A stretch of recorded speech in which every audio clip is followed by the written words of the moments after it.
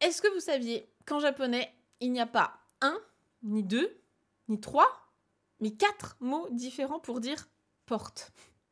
Un mot aussi simple que porte, il faut qu'il nous sorte 4 mots différents. Donc, on va regarder ensemble c'est quoi ces 4 mots pour dire porte, parce que quand même, c'est l'un des premiers mots qu'on apprend en général dans une langue étrangère, hein, c'est les mots pour décrire une maison. Pourquoi il y en a 4?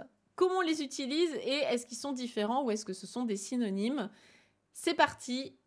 Je pense que le premier auquel vous pensez, j'imagine en tout cas que c'est le premier que vous avez appris, c'est doa. Doa en katakana. Et vous allez me dire, bah oui, mais du coup, c'est pas vraiment un mot japonais, puisque doa, ça vient de door en anglais, donc c'est pas un vrai mot japonais. Et oui, mais non. Doa, en japonais, ça désigne vraiment les portes comme on a chez nous. Je suppose que chez vous aussi, vous avez des portes comme ça. C'est des portes qui se tirent et qui se ferment, quoi, vraiment en poussant ou en tirant avec la poignée. Des portes, j'ai envie de dire, à l'occidental, hein, comme on a normalement partout en Europe, en Amérique, tout ça. Donc doa, c'est certes un mot récent, puisqu'il est en katakana, il a été importé de l'anglais, mais c'est, mine de rien, l'un des mots les plus courants en japonais pour dire porte. Donc c'est une porte à l'occidental qui s'ouvre en la tirant, et il n'y a qu'une seule porte. C'est pas des doubles portes comme ça, c'est une porte pour doa. Donc si on n'a qu'un seul à retenir aujourd'hui, c'est celui-là, hein. C'est le premier que vous apprenez normalement. Les autres, c'est pour aller un petit peu plus loin. Pour aller un petit peu plus loin, justement, le deuxième mot que je vous propose, c'est, en opposition aux portes occidentales, c'est vraiment la porte à la japonaise, les portes coulissantes. Ces portes coulissantes, en japonais, que vous avez déjà vues, je pense, dans des films, dans des animés ou autres, hein, souvent dans les maisons traditionnelles japonaises, c'est ce qu'on a. Ça, en japonais, ce sont des to. To. Donc c'est juste un kanji pour la porte coulissante.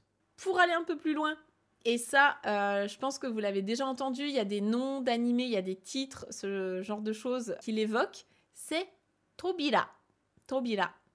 Alors ça peut vous faire penser aussi à une personnalité politique, certes, c'est un moyen mémotechnique comme un autre, mais Tobira, qu'est-ce que c'est? Eh bien, ça va être plutôt des doubles portes, notamment les portes de château. Faut vraiment imaginer un château un peu fantastique ou un beau château fort ou quoi. Ça, ce sont des tobira. Et la quatrième, ça, c'est un mot que vous allez beaucoup entendre si vous partez en voyage au Japon, puisqu'il y a plein de noms de lieux, notamment des arrêts de métro à Tokyo, à Osaka, etc., qui utilisent ce terme, c'est mon.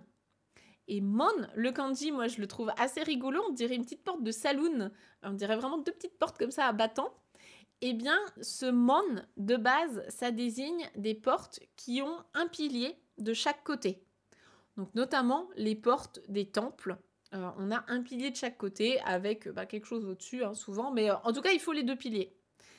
Et vous allez le retrouver dans plein de noms de lieux, comme par exemple la Kaminari Mon, la porte du tonnerre, de la foudre, tout ça, qui se trouve à Asakusa, l'un des quartiers de Tokyo, dans le temple en fait, hein, l'un des temples les plus connus de Tokyo, c'est celui-là, c'est le Sensoji.